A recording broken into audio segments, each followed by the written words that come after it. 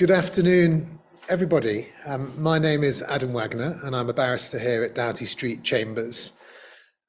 This is, I think, the third event we've organised for Holocaust Memorial Day, which was on Friday. The first two were obviously during the COVID time, so they were completely online. And this is the first one where we've actually had people in the room as well as on Zoom. So I'm really delighted that we've been able to do something in person. When I was a bit younger, in my sort of teens and early 20s, I used to be a leader in a Jewish youth group called Habonim. And one of the activities we ran was a seminar for 2 weeks in the summer for 14-year-olds about the Holocaust. And one of the challenges every year was how to represent the number 6 million. 6 million dead, 6 million murdered.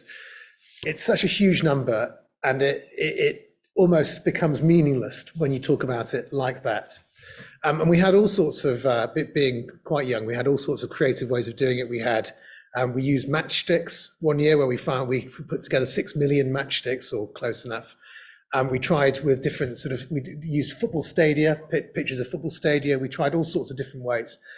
But I think ultimately we came to the conclusion that you can't represent 6 million people, because once you get outside of the hundreds, which is the number of people that generally human beings know in their lives, it becomes not meaningful, if not meaningless.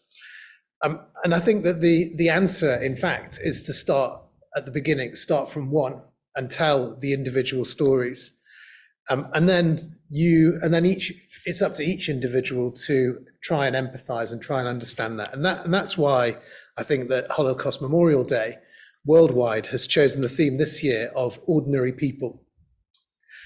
And the idea of ordinary people is to tell the stories of ordinary people. And that's what we're trying to do this year for the Doughty Street Chambers event, which is to give members of Chambers and their relatives a chance to tell their stories of genocide and of the Holocaust.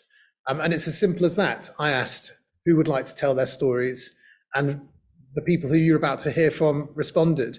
And they're coming from different perspectives, from different worlds, but all sharing that common theme of ordinary people, of telling the stories of individuals. And we're going to hear today, first of all, from Chris Sallon, who will introduce a relative of his.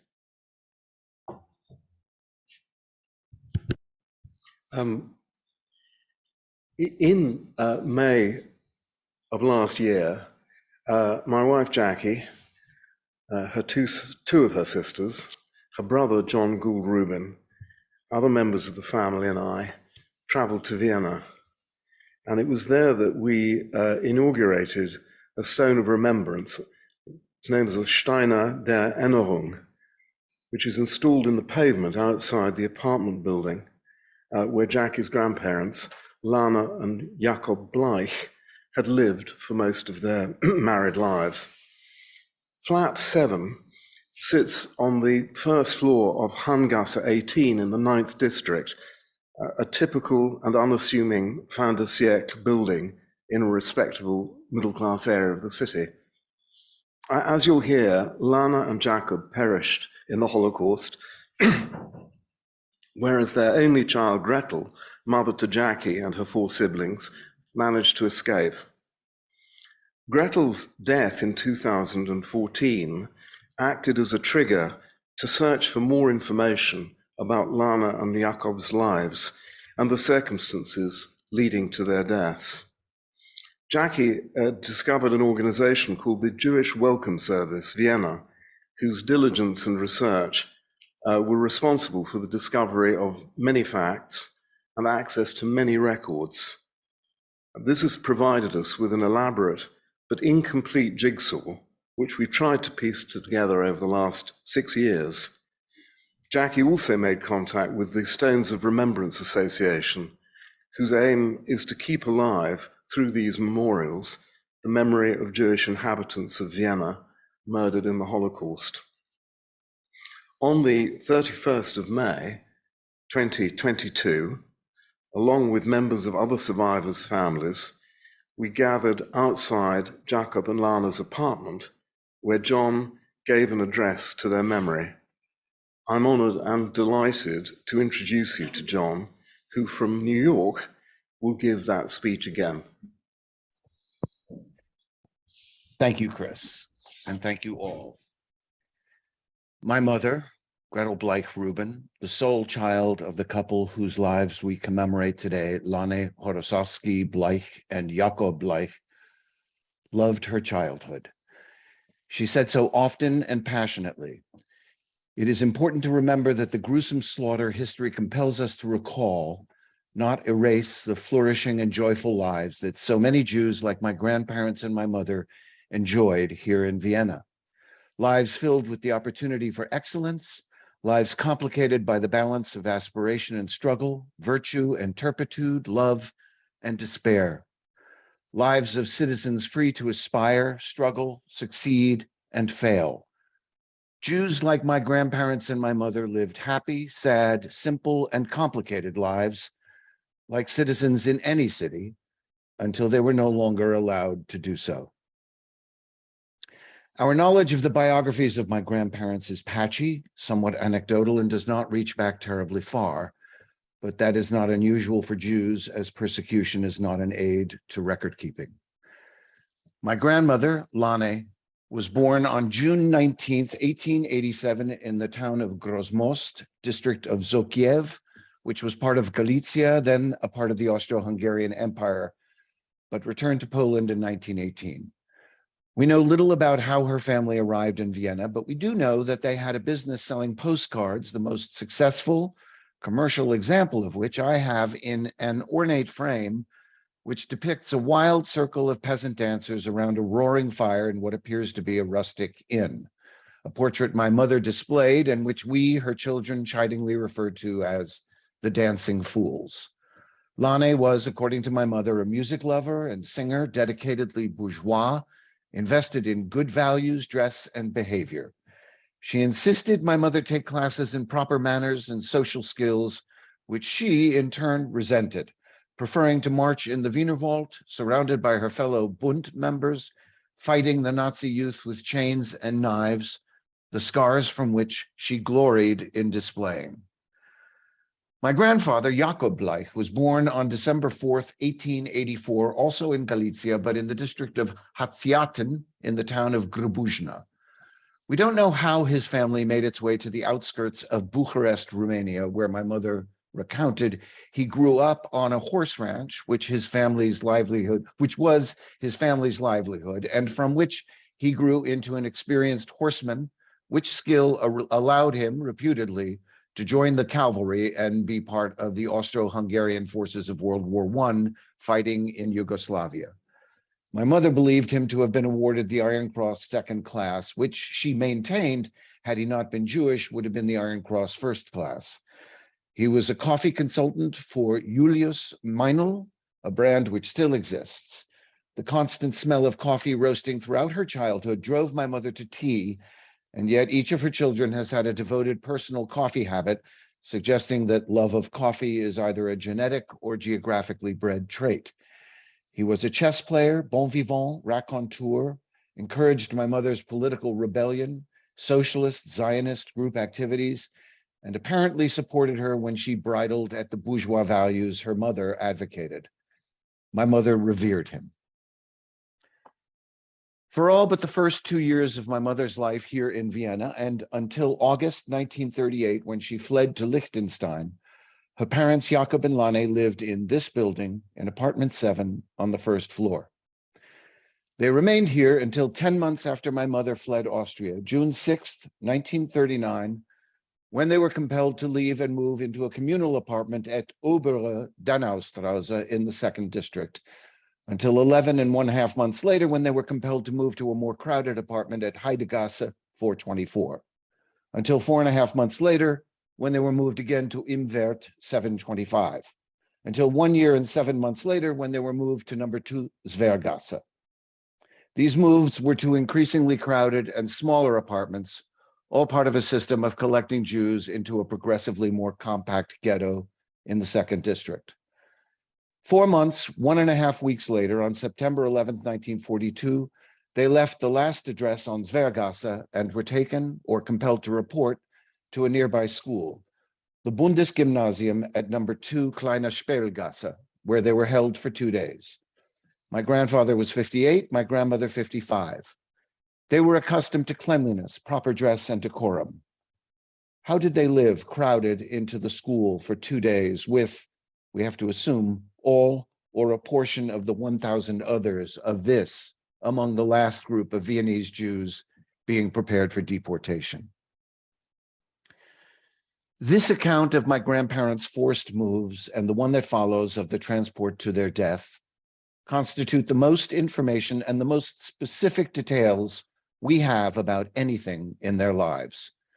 And so I must report them. I learned many stories about their habits, wit, and foibles from my mother, but none of those anecdotes captivated my sisters or me like the detailed accounting of their devastation and murder. Perhaps because the very starkness of these events compels me to look at my own life and wonder, as I'm sure so many of us commemorating our murdered relatives must, how I would have endured these circumstances. These very facts impose a rude empathy upon all of us, compelling us to feel vicariously their ordeal, to live their torments. But because they are my grandparents, this empathy bears its own unique pain. I know them more, but then suddenly I feel the lost intimacy of custom and time. More than ever, I realize, I wish I had known them as a child instead of researching them as an adult. Jakob and Lana were obliged to part with the last of their money, 14 Reichsmarks, probably used to purchase tickets for the next leg of their journey. They were taken from the school in open trucks to the Aspang railway depot, a station for livestock. They were given baggage tickets for luggage they'd never see again. Transport number 41 departed from Aspang Bahnhof, Vienna, on September 14th, 1942, at 7:08 p.m. The transport consisted of 1,000 Jews, 138 of whom were older than 61. The average age of the deportees was 43. The train traveled from Vienna's Nordbahnhof station to Kolodishi outside of Minsk, Belarusia. 15 armed, uniformed policemen guarded the Jews throughout the ride. Transport 41 arrived at Velkovosk, Belarus, 44 hours and 27 minutes later. There, they were transferred to freight cars, while a passenger car was attached for the guards. There were 5 more legs to the journey in the freight cars, including layovers in each station, bringing them to Kolodishi, outside of Minsk, 33 hours and 1 minute later. The total time of the journey was 72 hours and 28 minutes. Were my grandparents still alive? I wonder if I would have been. I'm 13 years older than Jakob was and 16 years older than Lana. Commencing in August 1942, following the roundup and murder of the Jews in the Minsk ghetto, and to save gasoline and time, the trains were diverted to a sidetrack in the vicinity of Mali Trostenets, the notorious labor camp. Members of the security service rounded up the Jews in a meadow close to the camp, where they were quickly robbed of their last remaining belongings. A selection was conducted in which 20 to 50 young men were then sent to forced labor in the camp.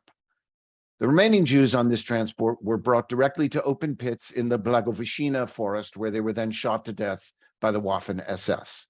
The very old and the very young, those who had difficulty walking, were loaded onto gas vans so crowded, most were killed by suffocation rather than the engine exhausts that were piped into the vans. This story of my grandparents' final days compelled my family to begin a process including 3 trips to Vienna, much research, and the installation of this stone of remembrance. There are 2 parts to this narrative I would like to celebrate. 1, Lana and Jakob Bleich will not be forgotten. This stone is permanent and will remain here along with so many others to commemorate lives lost in horrible, torturous circumstances which must be remembered. 2, my grandparents, Jakob and Lani Bleich, are now memorialized by their family and loved.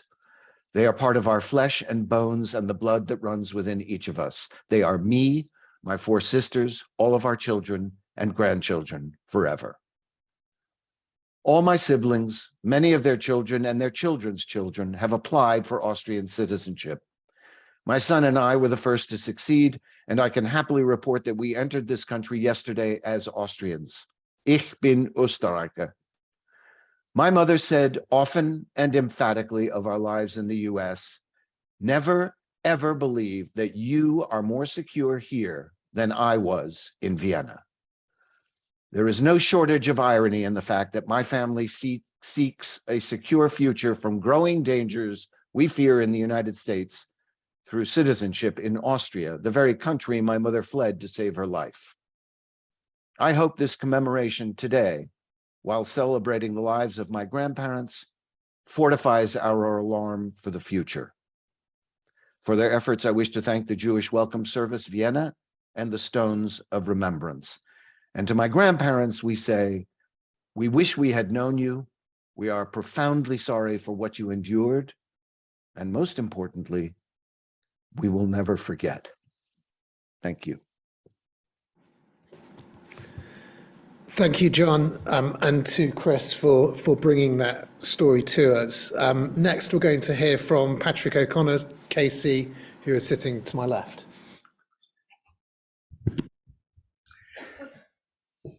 I suppose I'll seem a very unlikely contributor to this solemn occasion from my name, even though I'm married into a wonderful Jewish family and proud to be a friend of the North London Liberal Synagogue.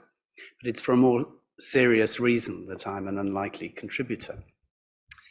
My mother was born in 1924 in East Prussia, and she lived through all the time of the Third Reich in the war. She joined the BDM, which was the girls' equivalent of the Hitler Youth. My grandfather was Burgermeister of a small town near Stutthof concentration camp and was a totally committed Nazi. I have a copy of his membership card, and he joined in 1931. I'm not going to dwell on terrible things that happened around there, but just very briefly, the whole area was flooded with forced labor battalions from Stutthof labor camp, who of course all wore special uniforms, were guarded. And my grandfather most certainly did use them for various building projects in his town. So far as my mother's concerned, she was a sort of late schoolgirl, 15 years old. She did know a Jewish family. I would obviously probe her with what she remembered and knew. She knew a Jewish family locally who disappeared overnight. So I would occasionally sort of ask her, well, what did you think? I mean, what happened? Well, a car came and took them away, and they just went. And the furthest one could guess about her thinking was, well, they were taken off to the east, and that was it. So this knowledge has always been a very heavy burden for me, and has motivated very significantly my career as a human rights lawyer. But it's my uncle, actually, which has led me to an account which I will read to you, not his account, I say it right away. As a 22-year-old, he served in the German army in the Ukraine, ironically in exactly the towns where at this moment the fighting is going on. Bakhmut, then named a different town, Dnipro, all these places are on his military record. He somehow survived the war. He was a deeply traumatized man, and he never spoke of his experiences. And there are various reasons to think, although the truth will never be known, that it's very likely that he at least witnessed terrible events. So this leads me to a short reading from an extraordinary account by the only German witness to give evidence at the Nuremberg war crimes trial. It was an affidavit which was read into the record by the prosecution of an atrocity in Dubno in the Ukraine, which he witnessed. And he was a German civil engineer called Hermann Graeber. He was a very brave man, and he was later declared righteous among the nations for the many hundreds of Jewish lives which he managed to save by manipulating his businesses and producing forged documents and general deception. So a very brave man, and of course his account is completely incontrovertible. We have edited it of the most graphic details. Even so, it is deeply distressing. So I will now read to you what his affidavit said. On the 5th of October 1942, when I visited the building office in Dubno, my foreman told me it was in the vicinity of the site, Jews from Dubno had been shot in 3 large pits, each about 30 meters long and 3 meters deep. About 1,500 persons have been killed daily. All were to be liquidated. As the shootings had taken place in his presence, he was still very upset. Monikas and I went straight to the pits. No one prevented us. I heard a quick succession of shots from behind one of the mounds of earth. The people who had got off the lorries, men, women, and children of all ages, had to undress upon the order of an SS man who carried a riding or dog whip.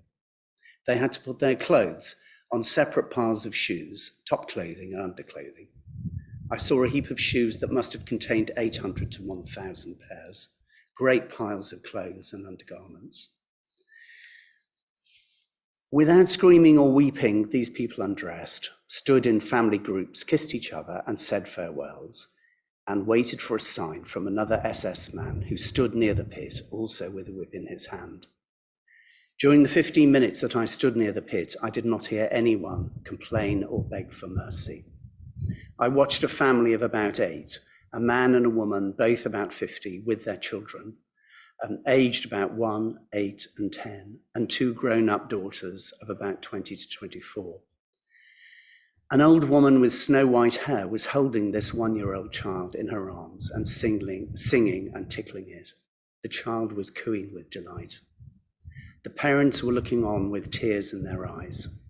The father was holding the hand of a boy about 10 years old and speaking to him softly. The boy was fighting his tears.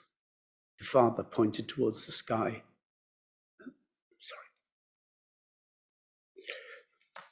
Stroked the boy's head and seemed to explain something to him.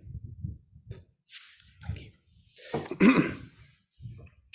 At that moment, the SS man in the pit shouted something to his comrade. The latter counted off about 20 persons and instructed them to go behind the earth mound. The family I was described was among them. I well remember a girl, slim with black hair, who, as she passed me, pointed to herself and said, 23 years old. I then walked round the mound and found myself confronted by a tremendous grave. I estimated that it held 1,000 people. I looked for the man who did the shooting. He was an SS man who sat on the edge of the narrow end of the pit, his feet dangling into it. He held an automatic pistol on his knees and was smoking a cigarette. So let us never forget.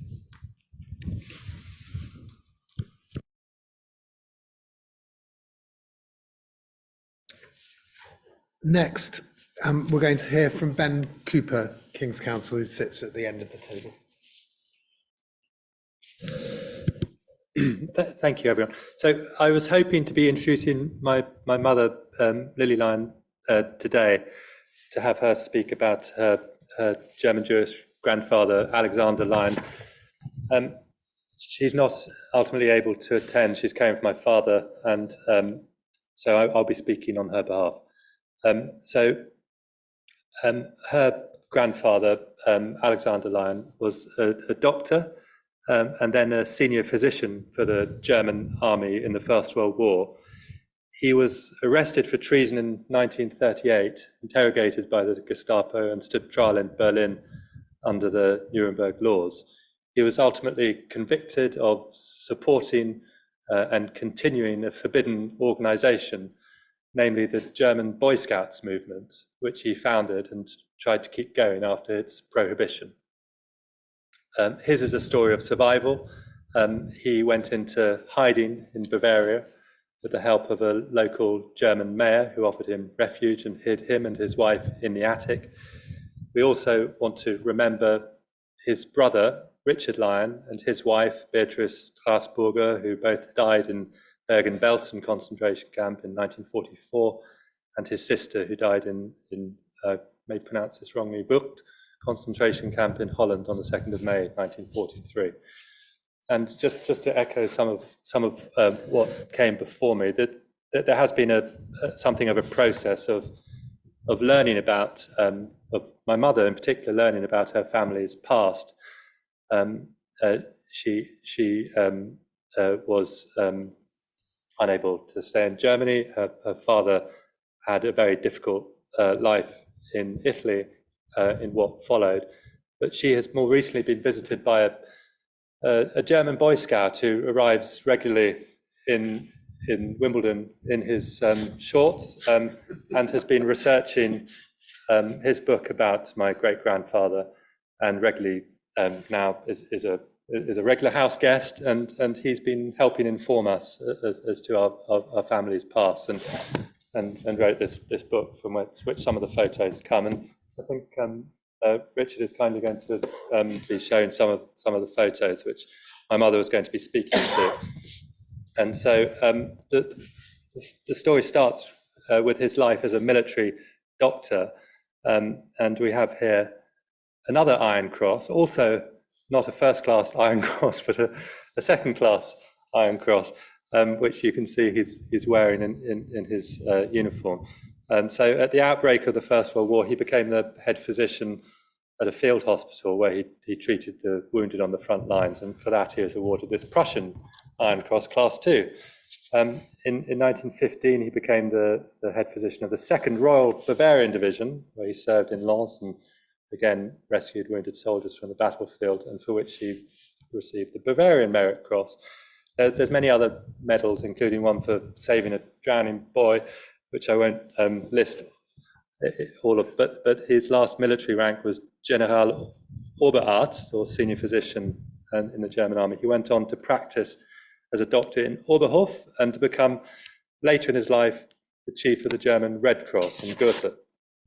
So the next photo shows Alexander as a proud leader on a Boy Scout camp, taken in 1951. See he's dressed in his uniform, his Boy Scout uniform, standing proudly next to the tent of Happy Scouts in the mountains.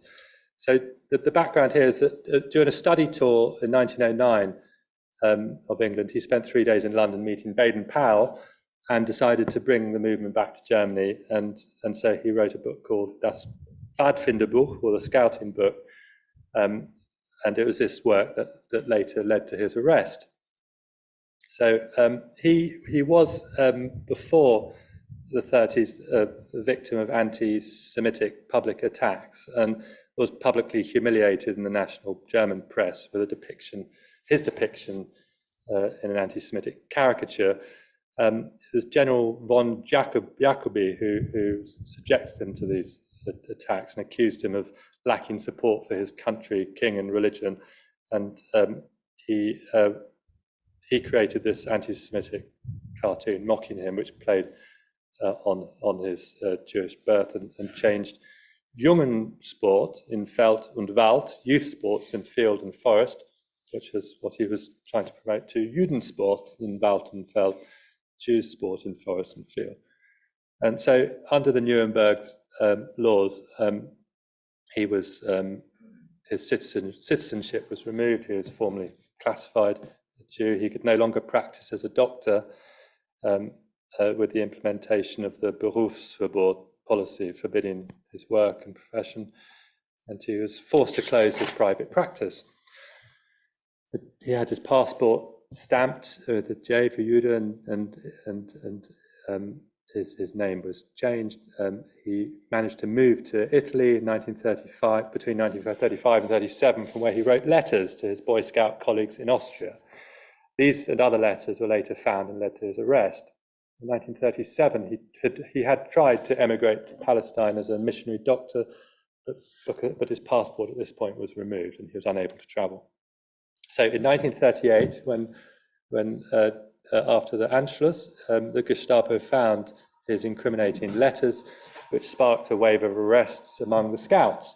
And he himself was arrested on the 2nd of November 1938 at his home in Bavaria when it was searched.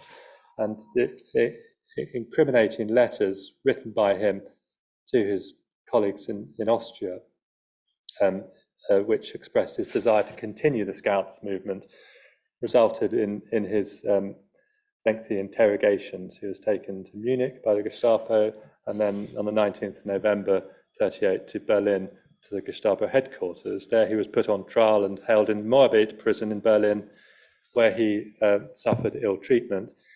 His wife found a Jewish defense lawyer, Fritz Cantini, because no German lawyer was allowed to defend him under the Nuremberg Laws. It is said that this lawyer defended him skillfully, recounting his dedication to Germany through his achievements as an army doctor, relied on his advanced age of 68, and explained that even his founding of the Boy Scouts was an idealistic view to introduce the young to the outdoors, to self-help, and to help the stronger protecting the weaker. But he was convicted of this offence of continuing and supporting the prohibited organisation, the Boy Scouts. His co-accused, who was not Jewish, was acquitted, and he had in fact warned his co-accused to destroy the letters immediately upon receipt, which hadn't happened. And so he had he was thereafter, he received a 12-month sentence, was taken from his release back to the Gestapo headquarters, ultimately freed, lived in Kolbermoor until 1942. After his denunciation, the mayor took him in and his wife, and he survived the war. After the war, he began immediately rebuilding the Boy Scout movement, taking to the airwaves and gathering the support. His scouts had been previously co-opted into the Hitler Youth. He was recognised formally as a victim of persecution. He joined between 46 and 48 the denazification office in Bad Aibling in Bavaria. And I was going to ask you then to show the next photograph, which is taken in 1956, and in fact handed down from my grandfather to my mother. And one sees this one's quite worn down, because his father in Rome would stroke his father every evening, and that's why he has part of his head missing at the top. It's like a relic for him, and so eventually, anyway, it's still intact, and so this shows him wearing his Iron Cross and his Boy Scout badge in the middle, which is the lily. And then there's one more photograph to follow, which is the next slide. So this is age 90, taken in 1960. At his old people's home. And so we have the dates on the back of the photos and some inscriptions from my great-grandfather. And so I wanted just to say something about the impact on my mother. And I mentioned there's been, it's fair to say that her father, Max Leon, his life was badly affected. He emigrated from Rome in 1936. He lost his livelihood as an opera singer in Berlin and found himself selling German bread in Rome and vacuum cleaners and all sorts. In fact, his son, my uncle, only just stopped selling German bread in Rome quite recently. So every time I visited him, I'd always have a good supply of pumpernickel and Schwarzbrot for my interrailing holidays in Rome. So that was nice. And but he himself was badly affected. So that there was quite an impact. And so I think it's fair to say my mother has learned a lot from this process and has welcomed, although she hasn't been able to come today. I think this has been a helpful way of her remembering her past, and so we're looking forward to continuing that process. And she's been in touch with various organisations that have helped her re-piece her past, and also bring her back together with other relatives who have been fairly widely spread. And I've also recently made an application for German citizenship myself, which is still pending, but hopefully to be granted soon. So thank you everyone, and thank you particularly Lili. I hope you're watching, and thank you for all of your contribution to this today. Thank you, Ben, and thank you to Lili if you are watching. We're going to have this final speaker now, which is Marisa Cohen, who's a barrister at Doughty Street, and she will be reading parts of the account of probably the most famous ordinary person who died in the Holocaust, who was murdered in the Holocaust, which is Anne Frank.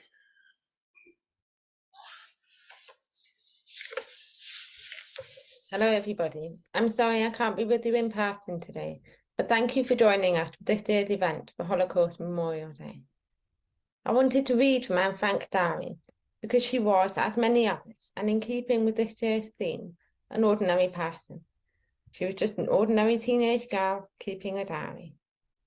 Anne was born in Frankfurt in Germany. When the Nazis gained control in Germany, she moved to Amsterdam, Netherlands with her family at the age of 4.5. When the Nazis occupied the Netherlands in 1940, Anne and her family were trapped. They went into hiding, helped by, again, ordinary people. Anne started keeping her diary 2 days after she turned 13 years old. She refers to her diary as Kitty. The first entry I'm going to read from is dated the 14th of October, 1942. Dear Kitty, I'm terribly busy. Yesterday, I began by translating a chapter from La Belle Nivermaise and writing down vocabulary words. Then I worked on an awful maths problem and translated 3 pages of French grammar besides. Today, French grammar and history. I simply refuse to do that wretched maths every day. Daddy thinks it's awful too. I'm almost better at it than he is, though in fact neither of us is any good, so we always have to call on Margot's help. Margot is her sister. I'm also working away at my shorthand, which I enjoy. Of the 3 of us, I've made the most progress. I've read The Storm Family. It's quite good, but doesn't compare to Jupiter Hill. Anyway, the same words can be found in both books, which makes sense because they're written by the same author. Sissy van Marktvaart is a terrific writer. I'm definitely going to let my own children read her books too. Moreover, I've read a lot of Corner plays. I like the way he writes. For example, Hedwig, the cousin from Bremen, the governess, the Green Domino, etc. Mother Margot and I are once again the best of buddies. It's actually a lot nicer that way. Last night, Margot and I were lying side by side in my bed. It was incredibly cramped, but that's what made it fun. She asked if she could read my diary once in a while. Parts of it, I said, and asked about hers. She gave me permission to read her diary as well. The conversation turned to the future, and I asked what she wanted to be when she was older. But she wouldn't say and was quite mysterious about it. I gathered it had something to do with teaching. Of course, I'm not absolutely sure, but I suspect it's something along those lines. I really shouldn't be so nosy. This morning I lay on Peter's bed, after first having chased him off it. Peter is the son of one of the families that she lived with, in hiding. He was furious, but I didn't care. He might consider being a little more friendly to me from time to time. After all, I did give him an apple last night. I once asked Margot if she thought I was ugly. She said that I was cute and had nice eyes. A little vague, don't you think? Well, until next time. The next entry is the 13th of January, 1943. Dearest Kitty, this morning I was constantly interrupted, and as a result, I haven't been able to finish a single thing I've begun. We have a new pastime, namely filling packages with powdered gravy. The gravy is one of Giant's company's products. Mr. Kugler hadn't been able to find anyone else to fill the packages, and besides, it's cheaper if we do the job. It's the kind of work they do in prisons. It's incredibly boring and makes us dizzy and giggly. Terrible things are happening outside. At any time of night and day, poor helpless people are being dragged out of their homes. They're allowed to take only a knapsack and a little cash with them, and even then they're robbed of these possessions on the way. Families are torn apart. Men, women and children are separated. Children come home from school to find that their parents have disappeared. Women return from shopping to find their houses sealed, their families gone. Christians in Holland are also living in fear because their sons are being sent to Germany. Everyone is scared. Every night, hundreds of planes pass over Holland on their way to German cities to stow their bombs on German soil. Every hour, hundreds or maybe even thousands of people are being killed in Russia and Africa. No one can keep out of the conflict. The entire world is at war. And even though the Allies are doing better, the end is nowhere in sight. As for us, we're quite fortunate, luckier than millions of people. It's quiet and safe here, and we're using our money to buy food.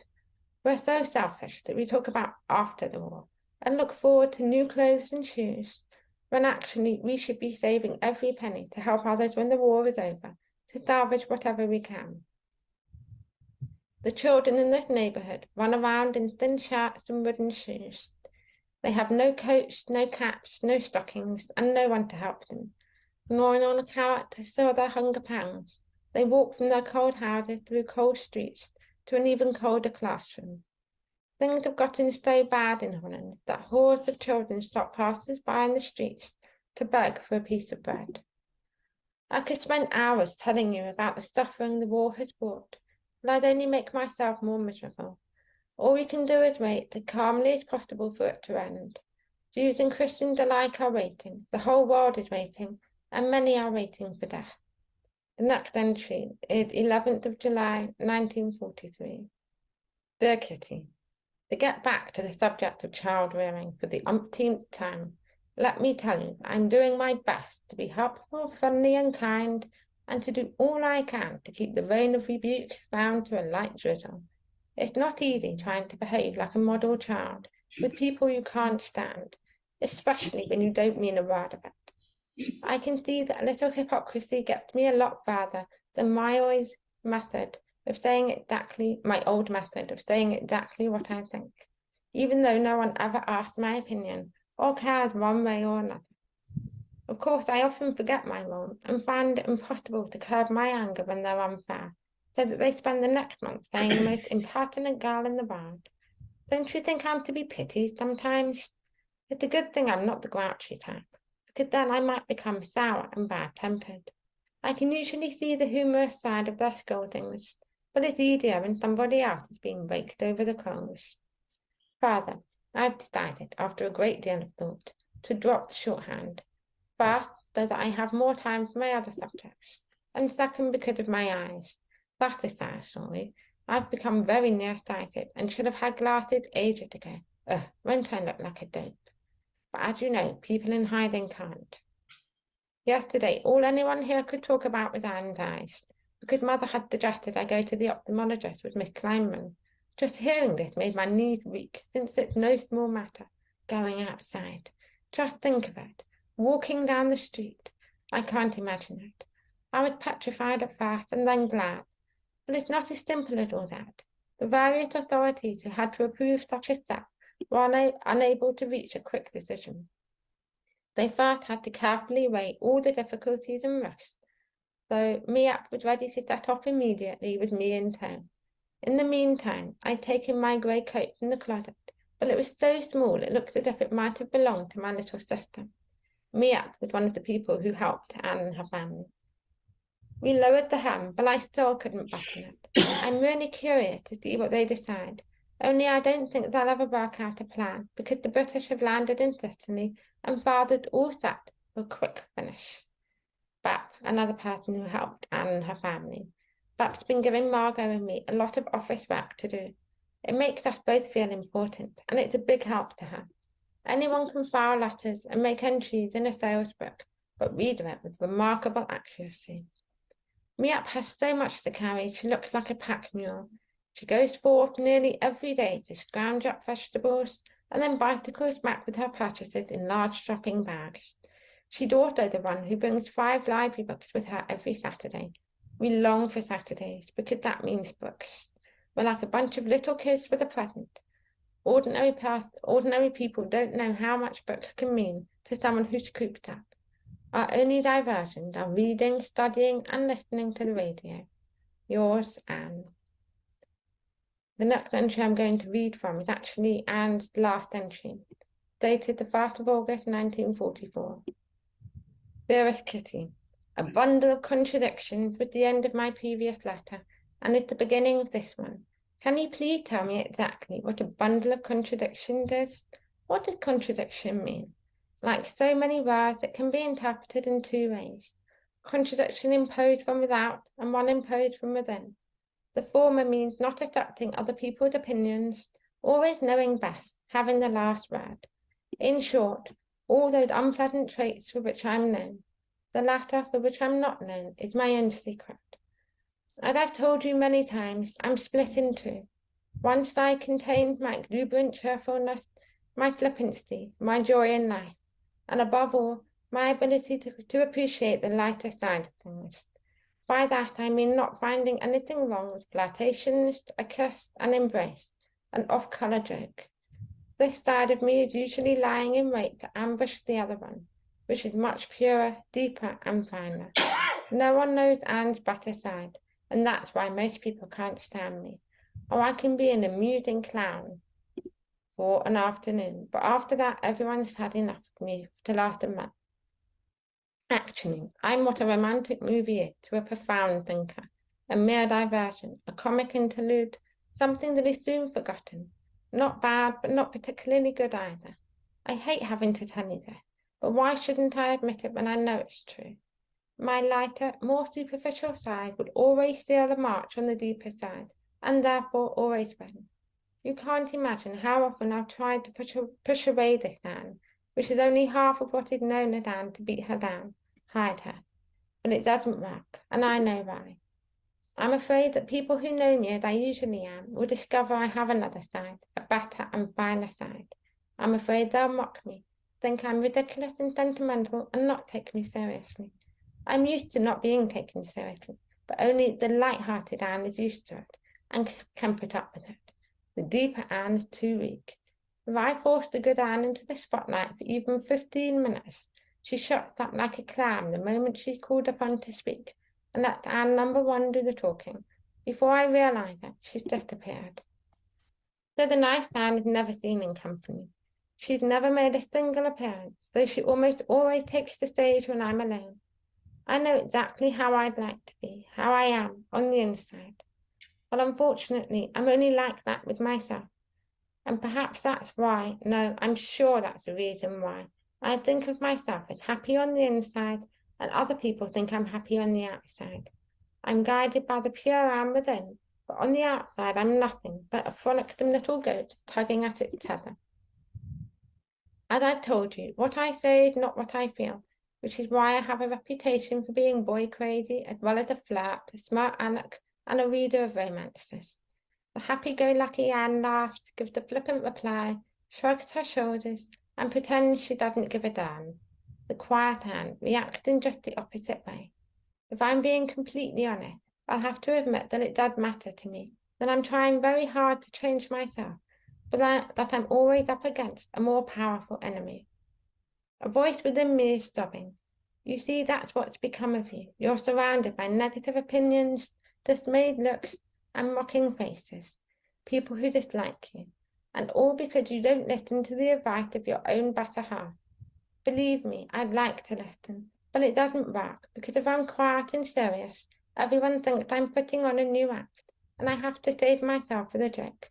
And then I'm not even talking about my own family, who assume I must be sick, stuff me with aspirins and sedatives, feel my neck and forehead to see if I have a temperature, ask about my bowel movements, and berate me for being in a bad mood, until I just can't keep it up anymore. Because when everybody starts hovering over me, I get cross and sad, and finally end up turning my heart inside out. The bad part on the outside and the good part on the inside, and keep trying to find a way to become what I'd like to be and what I could be if only there were no other people in the world. Yours, Anne M. Frank. Anne and her family were apprehended and arrested by the Gestapo on the 4th of August 1944. The family were taken to concentration camps. Anne and her sister Margot were relocated from Auschwitz to Bergen-Belsen in late 1944, where they died a few months later. Anne's father Otto was the family's only known survivor of the Holocaust. Thank you, Marisa. That brings us to a close today. I suppose I shouldn't end without briefly talking about my own ordinary people personal story, which is that my family, my grandparents were all born in the UK, and my family, all sections of it, moved to the UK from various parts of Europe and Eastern Europe at the turn of the century, and so were protected from the Holocaust. And that doesn't apply to my wife's family or many of my sort of indirect relatives.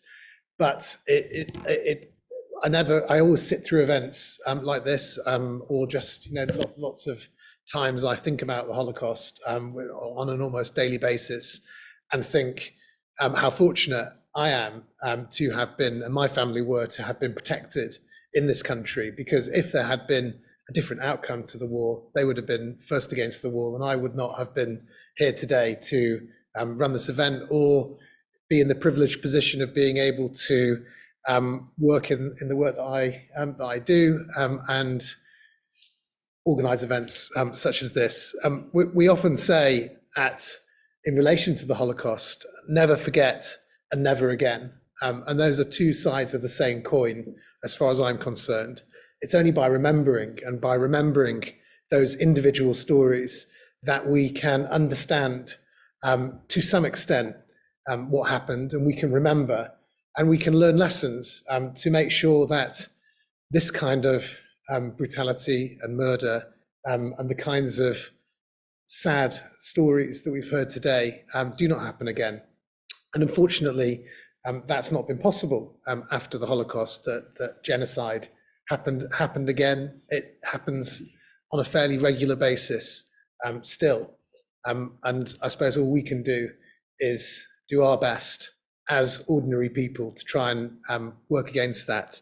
So thank you very much to Christopher Sallon KC, to John Gould Rubin, to Patrick O'Connor KC, to Ben Cooper KC, and Lili Lion, and Marisa Cohen. And if we could just show our appreciation.